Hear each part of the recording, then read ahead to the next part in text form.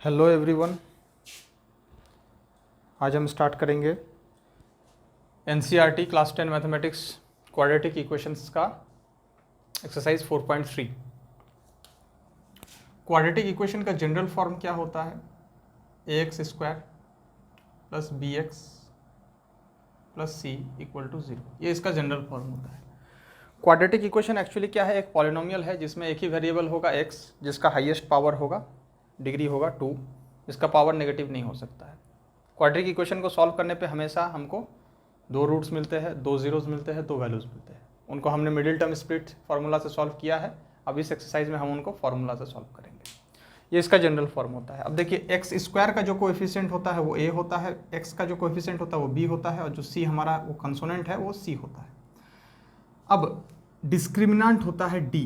Quadratic equation में अगर हम b स्क्वायर माइनस 4ac निकालते हैं तो ये हमको क्या देगा? उसका डिस्क्रिमिनेंट देगा। डिस्क्रिमिनेंट हमको नेचर ऑफ रूट्स बताता है कि क्वाड्रेटिक इक्वेशन का रूट्स का नेचर क्या है। आइए देखते हैं। अगर हमारा discriminant B square minus 4ac less than 0 हुआ, 0 से छोटा मतलब माइनस में आया, तो नो रियल सॉल्यूशन। उस क्वाड्रेटिक इक्वेशन में हमको रियल रूट्स नहीं मिलेंगे, उनको हम क्लास 10 में नहीं सॉल्व करेंगे। क्लास 11 में कॉम्प्लेक्स नंबर चैप्टर में हम उनको सॉल्व करेंगे। अगर हमको B square minus 4ac discriminant का वैल्यू इक्वल टू 0 मिला तो हमको इक्वल और रियल रूट्स मिलेंगे। मतलब जो रूट्स हमको मिलेंगे वो इक्वल होंगे, दोनों वैल्यूज़ इक्वल होंगे और रियल भी होंगे। और अगर हमको बी स्क्वायर माइनस 4ac का वैल्यू ग्रेटर देन 0 मिला, डिस्क्रिमिनेंट हमारा 0 से बड़ा है, कुछ भी नंबर है लेकिन 0 से बड़ा है, तो हमको जो है अनइक्वल रूट्स मिलेंगे और रियल रूट्स मिलेंगे, लेकिन वो अनइक्वल होंगे, दोनों रूट्स अलग अलग होगा। ठीक है। तो अगर हम किसी भी क्वाड्रेटिक इक्वेशन का अगर हम डी डिस्क्रिमिनेंट निकाल लेते हैं, that is B square minus 4ac, तो हम उसका रूट्स का नेचर पता कर सकते हैं कि कैसा उसका रूट्स का नेचर है। तो इस एक्सरसाइज में जब हम क्वेश्चन को फॉर्मूला से सॉल्व करेंगे तो रूट्स में दो रूट निकालने का फॉर्मूला होता है minus B minus root D by 2a, और एक और रूट निकालेंगे हम minus B plus root D by 2a। D मतलब डिस्क्रिमिनेंट, यही बी स्क्वायर माइनस 4ac, इसको पहले ही निकाल लेंगे या फिर हम यहाँ पे भी निकाल सकते हैं। Minus B minus root D by 2a और minus B plus root D by 2a, इससे हम दोनों रूट्स को निकाल सकते हैं। ठीक है। ये क्वाड्रेटिक इक्वेशन हम फॉर्मूला से इस तरह से सॉल्व करेंगे, दोनों फॉर्मूला से, और डिस्क्रिमिनेंट निकालेंगे तो हमको नेचर ऑफ रूट पता चल जाएगा। तो आइए हम एक्सरसाइज जो हमारा 4.3 है, 4.3 एक्सरसाइज में हम क्वेश्चन नंबर 2 को देखते हैं। पहला क्वेश्चन है 2 का 1, 2x square minus 7x plus 3 equal to 0। कह रहा है कि find the roots of the quadratic equation by applying quadratic formula. Formula apply करके हमको इसका रूट्स निकालना है। अभी हम मिडिल टर्म स्प्लिट से किए थे, हम इस क्वेश्चन को चाहे तो मिडिल टर्म स्प्लिट से भी कर सकते हैं, लेकिन हम फार्मूला से करेंगे। तो पहले हम डी निकाल लेते हैं कि हमारा नेचर ऑफ रूट कैसा होगा। B square minus 4ac discriminant निकाल लेंगे। उससे पहले a का वैल्यू क्या है क्वेश्चन में? एक्स स्क्वायर का कोएफिशिएंट 2, b का वैल्यू क्या है? x का कोएफिशिएंट माइनस 7, और c हमारा क्या है? कंसोनेंट 3। अब d निकाल लेते हैं पहले। b स्क्वायर माइनस 7 का square minus 4 into a into C, कितना आएगा? 49 minus 24 that is equal to 25। तो d का वैल्यू कितना आया? 25 आया, जो कि 0 से बड़ा है। मतलब इस क्वेश्चन को सॉल्व करने पे हमको क्या मिलेगा? रियल रूट्स मिलेगा और अनइक्वल रूट्स मिलेगा, दोनों रूट अनइक्वल होंगे। आइए अब फॉर्मूला से हम सॉल्व करते हैं। पहला रूट का formula minus B plus root D by 2a। b का वैल्यू माइनस 7 है, माइनस 7 प्लस d का वैल्यू कितना आया? 25 आया है, by 2 into a, 2 into 2 that is 4। Minus minus plus हो जाएगा, 25 का 5 आएगा, by 4, 12 by 4 that is equal to 3। तो पहला रूट कितना आया हमारा? 3 आया।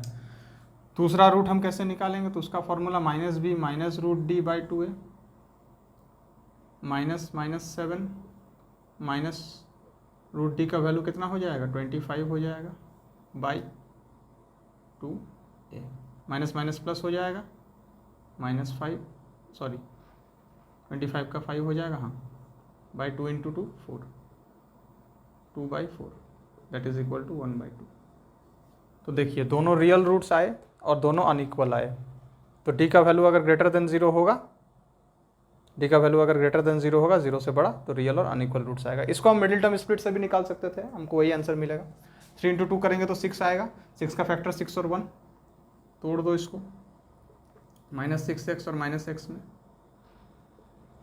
ये दोनों में कॉमन 2x, x -3, ये दोनों में कॉमन -1, x -3, x -3 और यहाँ 2x -1 इक्वल टू 0। एक रूट आएगा x इक्वल टू 3, एक रूट आएगा x इक्वल टू 1/2। तो मिडिल टर्म स्प्लिट से भी अगर हम इस क्वेश्चन को बना रहे हैं तो हमको वही रूट्स मिलेगा। तो हम क्वाड्रेटिक इक्वेशन को फॉर्मूला से इस तरह से सॉल्व करेंगे, और मिडिल टर्म स्प्लिट तो हमको पता ही है 4.2 में हम किए हैं।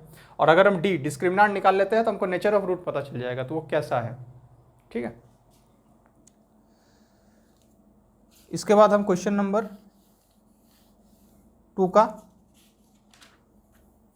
2 नंबर देख लेते हैं, इसको मिटा देते हैं। 4.3 का 2 का 2 नंबर, उसमें भी हमको क्वाड्रेटिक इक्वेशन दिया गया है 2x² + x - 4।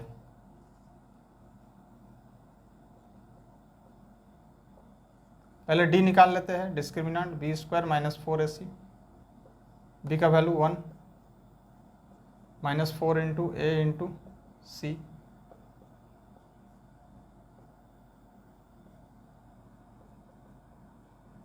d का वैल्यू कितना आया 33 आया, जो कि 0 से बड़ा है। मतलब रूट्स कैसे होंगे, रियल और अनइक्वल होंगे। तो सॉल्व कर सकते हैं इनको हम, -b + √d/2a, b का वैल्यू कितना है 1 है, -1 प्लस √33 बाई a का वैल्यू कितना 2 इंटू 2 4, ये एक सॉल्यूशन आएगा। दूसरा सॉल्यूशन होगा -b -√d/2a दैट इज़ -1 -√33/4। ये पहला रूट आएगा, ये दूसरा रूट आएगा। ठीक है, अब हम चाहे तो इनको सॉल्व भी कर सकते हैं। √33 का डिवीजन मेथड से वैल्यू निकाल लेंगे पॉइंट के बाद 2 प्लेस तक, फिर उससे 1 माइनस करके 4 से डिवाइड कर देंगे तो पहला रूट आ जाएगा पॉइंट में। और इसमें √33 का वैल्यू को हम 1 से ऐड करेंगे, माइनस में आएगा, 4 से डिवाइड करेंगे तो आंसर माइनस में आएगा। तो ऐसे भी हम कर सकते हैं। ठीक है, क्वेश्चन नंबर 2 का 3 नंबर, 2 का 3 नंबर क्वेश्चन क्या बोल रहा है, लास्ट क्वेश्चन हम लोग देख लेते हैं 2 का 4 नंबर। 2 का 3 नंबर आप लोग सॉल्व करके हमको कमेंट सेक्शन में बताइएगा। ठीक है, 2x² + x + 4 equal to 0।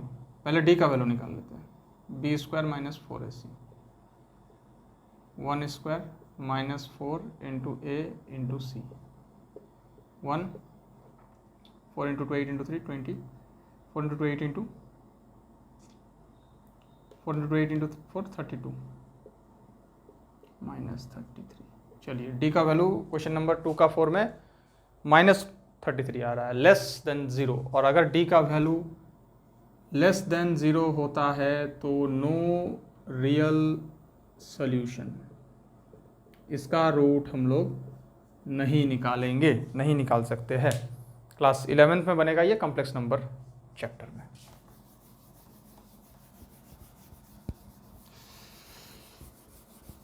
Question number 2 हमारा कंप्लीट हो गया 4.3 का। अब हम चलते हैं क्वेश्चन नंबर 3 में। Find the roots of the following. 3 का 1 क्या है पहला क्वेश्चन, x - 1/x = 3। साथ में एक और चीज़ भी दिया है x, इसका मतलब होता है नॉट इक्वल टू। ये कुछ नहीं बोल रहा है, इतना ही बोल रहा है कि इस क्वेश्चन में x का वैल्यू कुछ भी हो सकता है, कुछ भी, लेकिन 0 नहीं हो सकता। x is not equal to 0, बस इतना ही बोला है। ये एक इन्फॉर्मेशन दिया है क्वेश्चन में और कुछ नहीं। इसको सॉल्व करते हैं, x का एलसीएम ले लेंगे, क्रॉस मल्टीप्लिकेशन हो जाएगा, ये x वहाँ चला गया। अब सबको एक तरफ ले लेते हैं, चलिए आ गया। अब क्या करेंगे हम, डी निकाल लेंगे, B square minus 4ac formula होता है, बी का वैल्यू -3 का स्क्वायर -4 इंटू ए का वैल्यू एक्स स्क्वायर का कोएफिशिएंट इंटू सी -1 -3 का square 9 4 into 1 4 minus minus plus हो जाएगा 9 + 4 = 13।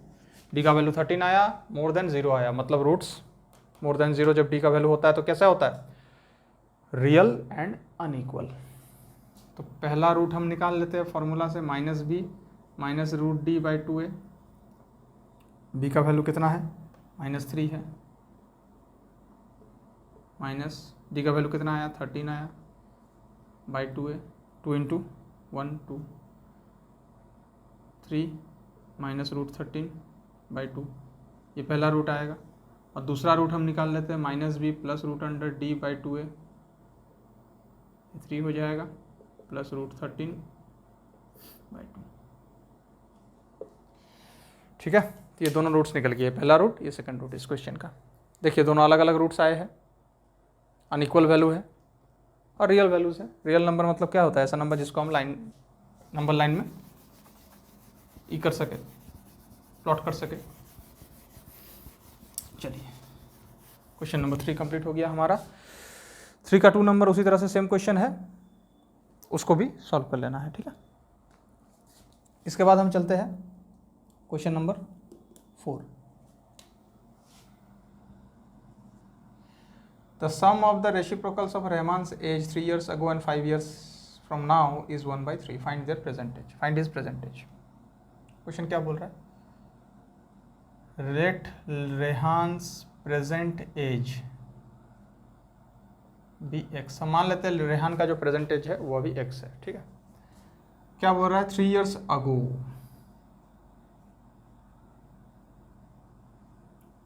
उसका एज कितना हो जाएगा, x - 3, प्रेजेंट से 3 साल कम हो गया, एंड 5 years हेंस, 5 साल बाद उसका एज क्या हो जाएगा, x + 5 हो जाएगा।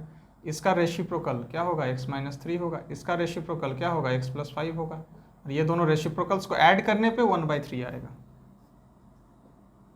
ऐसा क्वेश्चन में कहा है। दोनों का एलसीएम ले लेते हैं,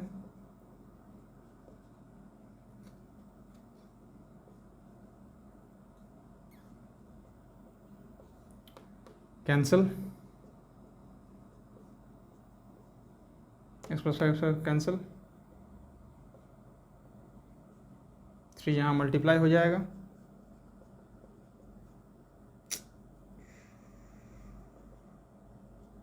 दोनों से मल्टीप्लाई होगा, और 1 यहाँ मल्टीप्लाई हो जाएगा। इसको कर लेते हैं, x² + 5x - 3x - 15। चलिए यहाँ हो जाएगा 3x + 15 + 3x - 9 x² + 2x - 15। अब इसको आगे सॉल्व करते हैं, इधर कितना हो जाएगा, 3x + 3x 6x, और 15 - 9 कितना आएगा, 6, और इधर x² + 2x - 15, इधर 0 बचेगा, दोनों को उधर लेके चलते हैं, -6x + 2x, सॉरी -4x, -15 - 6 -21 का एलसीएम कितना होगा, 3 और 7, -7 + 3 तोड़ देंगे,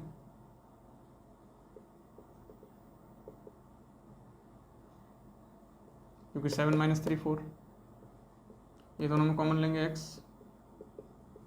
ये दोनों में कॉमन लेंगे 3, x - 7 x + 3 = 0, x का वैल्यू आएगा 7 और एक x का वैल्यू आएगा -3। तो क्या रेहान का प्रेजेंट एज कभी माइनस में हो सकता है, नहीं हो सकता है, तो रेहान का प्रेजेंट एज क्या होगा, 7 होगा। ठीक है, चलिए क्वेश्चन नंबर 4 हमारा कंप्लीट हो गया।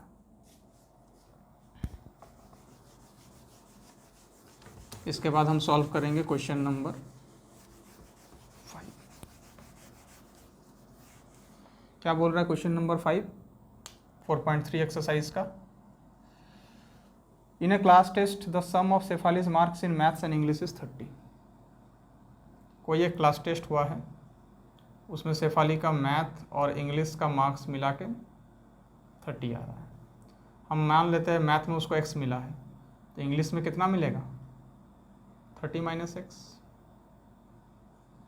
जो भी मिला होगा मैथ में उतना 30 से माइनस करेंगे, जो बचेगा वही तो इंग्लिश में मिला होगा ना, तभी तो दोनों का सम जो है 30 है।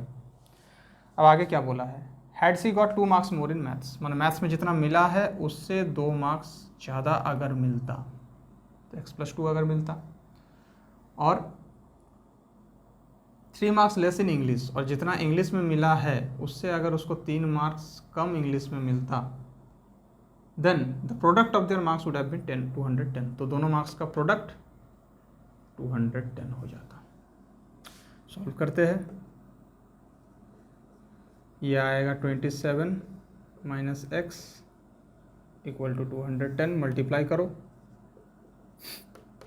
Minus x square plus 54 minus 2x equal to 210। सबको भेज देते हैं उधर, इधर 0 रहेगा, 210 माइनस 54 प्लस एक्स स्क्वायर, और ये 25x होता है, उधर जाएगा तो माइनस 25x हो जाएगा।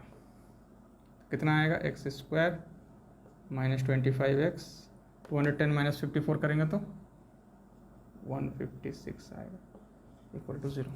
ठीक है, अब 156 का फैक्टर्स निकालेंगे, 7 8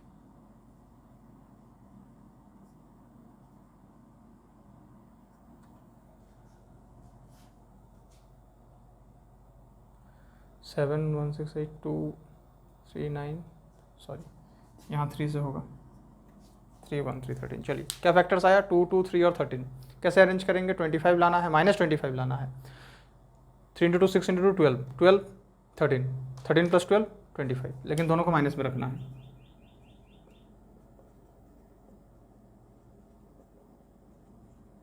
चलो दोनों में x कॉमन, ये दोनों में माइनस 13 कॉमन,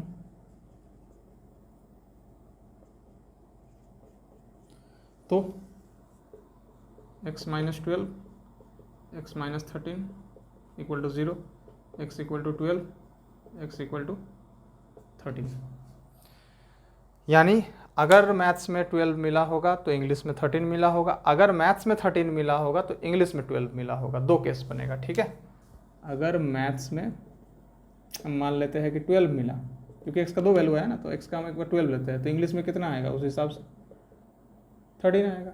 अगर मैथ्स में ही 13 मिला होगा तो इंग्लिश में 12 मिला होगा, ठीक है। ओके, इसके बाद क्वेश्चन नंबर 5 कंप्लीट हो चुका है। क्वेश्चन नंबर 6 क्या बोल रहा है, question number 6, the diagonal of a rectangular field is 60 metre more than the shorter side and longer side. चलिए रेक्टेंगुलर फील्ड बना लिए, इसका डायगोनल ये बता रहा है। अब बोल रहा है क्या, the diagonal of a rectangular field is 60 metre more than its shorter side. हम शॉर्टर साइड को x मान लेते हैं, तो डायगोनल होगा x प्लस 60, शॉर्टर से 60 बड़ा। If the longer side is 30 metre more than the shorter side, और लॉन्गर साइड जो है वो शॉर्टर साइड से 30 मीटर ज़्यादा है, तो x प्लस 30 इसका वैल्यू हो जाएगा, क्योंकि शॉर्टर साइड को हम लेट द शॉर्टर साइड भी x, so the longer side is x plus 30 and the diagonal is x plus 60 according to the question. अब देखिए रेक्टेंगल में ईच एंगल 90 होता है, तो ये क्या बन रहा है, राइट एंगल ट्रायंगल बन रहा है, और 90 के ऑपोजिट वाला साइड क्या होता है, हाइपोटेनियस होता है। ये एक परपेंडिकुलर और ये एक बेस बन जाएगा। फॉर्मूला क्या है, perpendicular square plus base square equal to hypotenuse square. उस इक्वेशन में इसको सेट कर देंगे, x प्लस 30 का square equal to x plus 60 का स्क्वायर, a प्लस बी का होल स्क्वायर में इसको तोड़ना है। 30 का square 900 plus 2x a square plus b square plus 2ab, सबको एक तरफ लाओ, ये और ये कैंसिल हो जाएगा, एक्स स्क्वायर माइनस होगा, माइनस 60x हो जाएगा -2700 हो जाएगा। ये हमारा इक्वेशन बन गया। अब इसको फैक्टराइज करना है, मिडिल टर्म को स्प्लिट करना है। एक्स का दो वैल्यू आएगा, पॉजिटिव नेगेटिव। नेगेटिव को नहीं लेना, अगर नेगेटिव आया तो नहीं लेना है, क्योंकि लेंथ कभी भी नेगेटिव नहीं हो सकता है, पॉजिटिव में ही होगा। ठीक है, अब क्या बोल रहा है question number 7, the difference of square of two numbers is 180। हम मान लेते हैं let the first number be x and let the second number be y, और मान ये भी लेते हैं कि x is greater than y. Y को भी हम ग्रेटर कर सकते थे एक्स से, कोई दिक्कत नहीं है उसमें। अब क्या बोल रहा है, दोनों का स्क्वायर का डिफरेंस, पहला नंबर का स्क्वायर माइनस दूसरा नंबर का स्क्वायर इक्वल टू कितना है 180। ये बना इक्वेशन 1। अब क्या बोल रहा है, the square of the smaller number is 8 times the larger number. Smaller number का स्क्वायर इज मतलब इक्वल टू 8 टाइम्स बराबर है लार्जर नंबर का, लार्जर नंबर का 8 टाइम्स। चलिए, वाई स्क्वायर का वैल्यू हमको मिल गया 8x, यहाँ वाई स्क्वायर की जगह हम 8x पुट कर देते हैं, तो बन गया एक क्वाड्रेटिक इक्वेशन। 180 का एलसीएम लो, फैक्टर्स निकालो।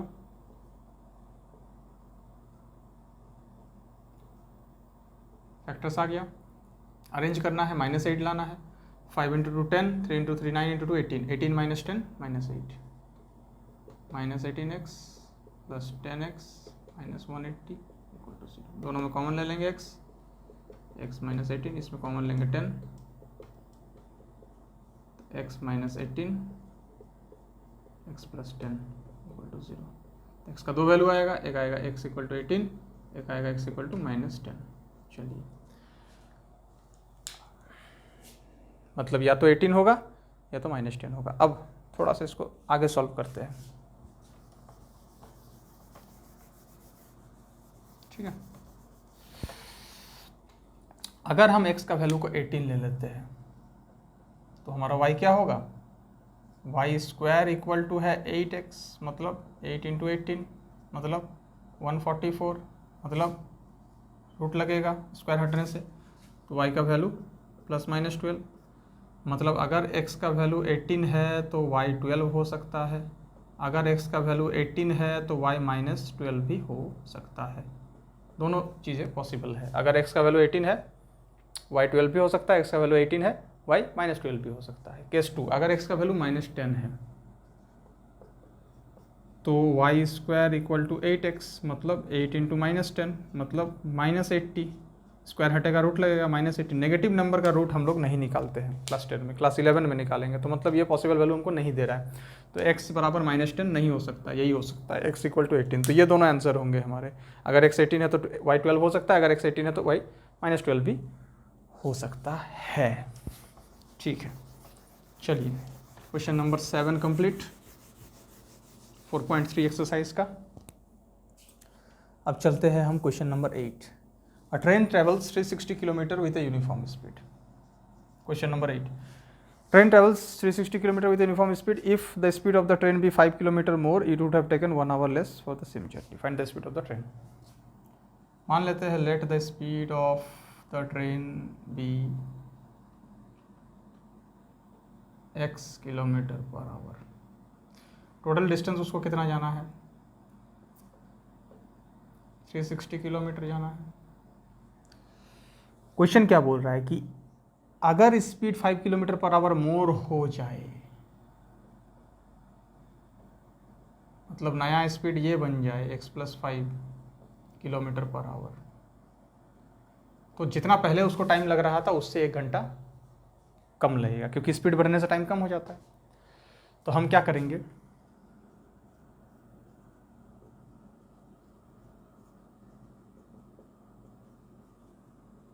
ये बनेगा इक्वेशन। कैसे बना, 360 distance by original speed, original time minus distance by increased speed, ये new time. Original time minus new time के बीच में डिफरेंस कितना है, 1 है, तो original time minus new time equal to 1।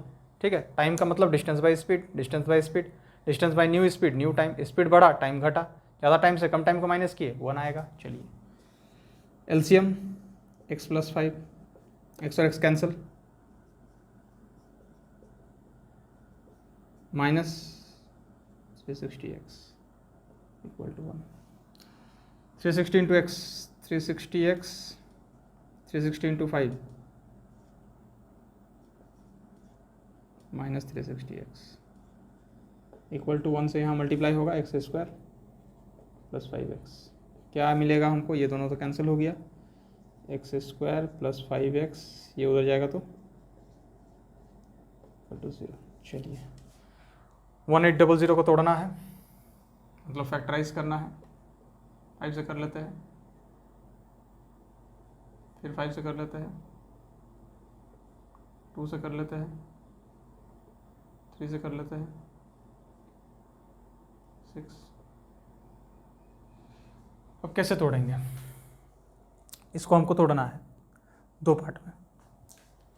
ये देखते हैं, 3 into 3 9, into 3 45, 2 into 2 4, into 2 8, into 5 40। 45 minus 40 करेंगे तो हमको 5 मिलेगा। चलिए एक्स स्क्वायर माइनस नहीं, प्लस में रखना है क्योंकि ये प्लस में है, ये दोनों में common x,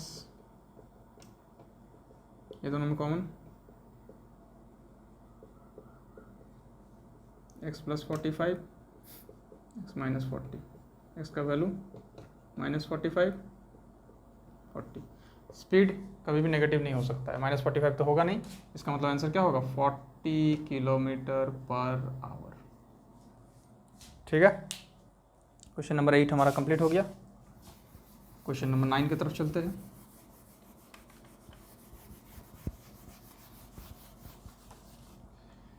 to water taps together can fill a tank in 9 3/8 hours. Total time 2 tank pipe है, दोनों पाइप मिलके टंकी को भरने में कितना लग रहा है 9 3/8 आवर्स। अब बोल रहा था tap of the larger diameter takes 10 hour less than smaller one. हम मान लेते हैं कि स्मॉलर डायमीटर वाला जो पाइप है उसको x आवर लग रहा है टंकी को भरने में, तो जो लार्जर डायमीटर वाला जो पाइप है उसको लगेगा x माइनस 10 आवर, 10 घंटा कम लगेगा उससे, क्योंकि ये तो बता रहा है tap of the larger diameter takes 10 hour less. Larger diameter वाला जो पाइप है उसको 10 घंटा कम लग रहा है, किससे, स्मॉलर डायमीटर वाला पाइप से। स्मॉलर डायमीटर वाला पाइप को हम मान लिए x आवर लग रहा है, तो लार्जर को लगेगा x minus 10।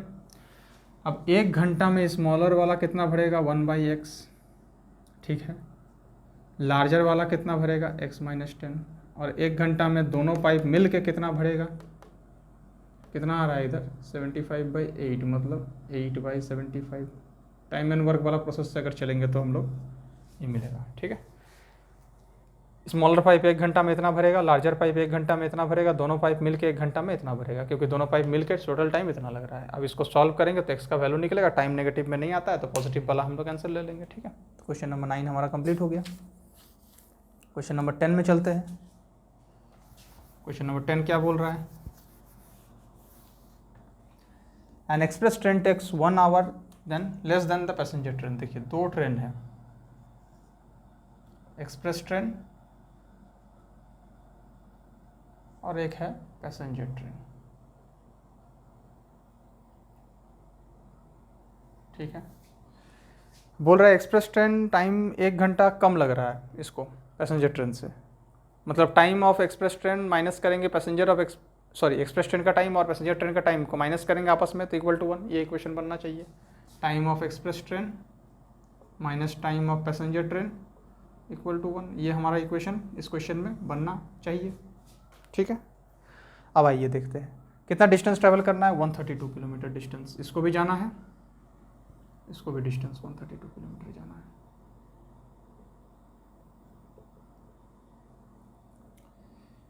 Mysore to Bengaluru.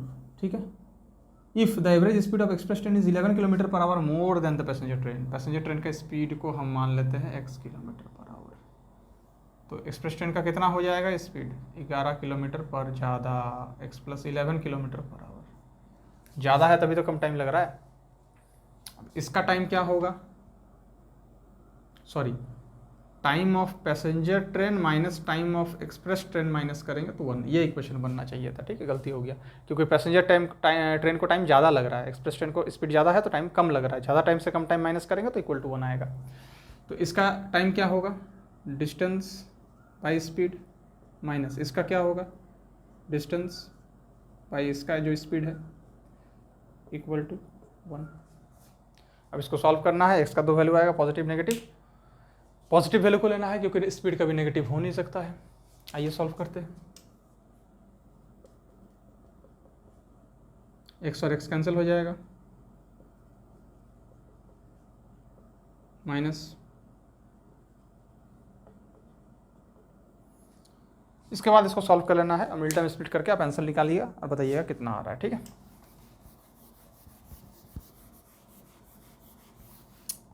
इसके बाद हम 11 नंबर में आते हैं।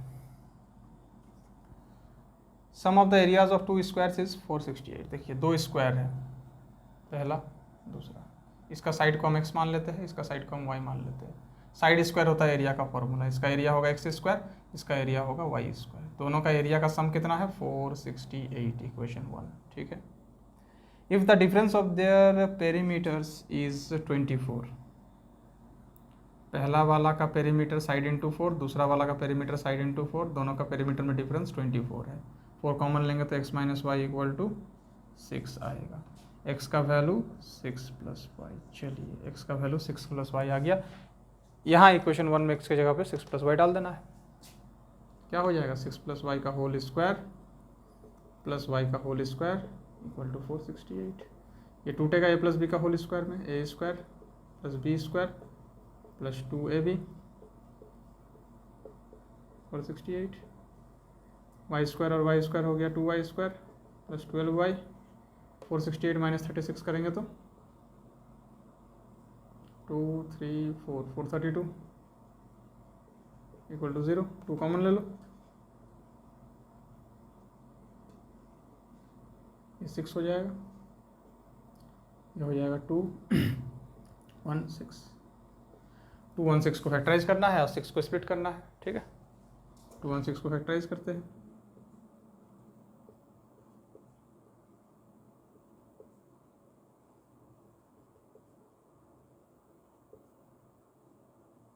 ये आया है।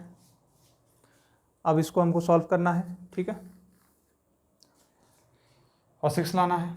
तो देखिए 3 इंटू 2 6 इंटू 2 12 और इधर 3 इंटू 2 6 इंटू 3 18, 18 और 12 में टूटेगा।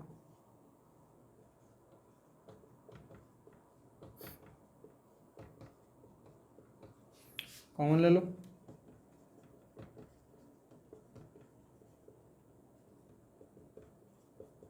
इसको सॉल्व करेंगे तो y का वैल्यू आएगा -18, एक वैल्यू आएगा 12।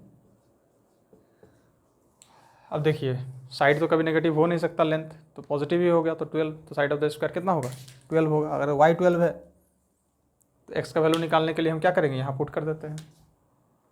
अगर y 12 है तो x equal to 6 plus y, मतलब 6 प्लस 12 मतलब 18, तो x का वैल्यू 18 होगा और y का वैल्यू 12 होगा। 12 मीटर 18 मीटर, ठीक है।